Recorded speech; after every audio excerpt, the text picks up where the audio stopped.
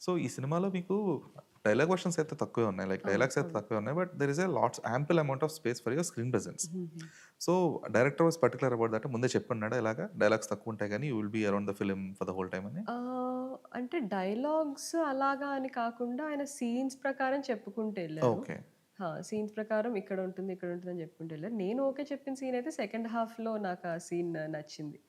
So, ఆ scene చేస్తే డెఫినెట్‌గా చాలా స్కోప్ వస్తది అని నేను ఫిక్స్ అయిపోయాను ఇది బేసిక్‌గా. సత్యకృష్ణ గారితో అది. సత్యకృష్ణ గారితో ఓకే. ఒక సీన్ ఉంటుంది గదా! ఆ సీన్ చేస్తే ఖచ్చితంగా నాకు రికగ్నిషన్ వస్తుంది అనైతే నేను ఫిక్స్ అయ్యాను. సో, అది మైండ్‌లో పెట్టుకొని మిగతాదంతా wherever I had presence okay. నాకు ఉన్న స్కోప్‌లో నేను పెర్ఫార్మ్ చేద్దాము అన్నట్టే అనుకుని I was there through out.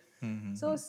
It's not about dialogues or మనం ఎంత డైలాగ్స్ చెప్పుకుంటూ వెళ్ళినా కానీ ఒక పాయింట్‌లో ఏంటి ఓన్లీ డైలాగ్సే ఉన్నాయి ఈ అమ్మాయికి ఇంకేం యాక్షన్ లేదా అనిపిస్తది. అలా అని సైలెంట్‌గా ఉన్నా కానీ జస్ట్ ప్రెజెన్సే ఉంది ఏంటి ఏం లేదని. I think I try to balance both and also Martand also try to balance both.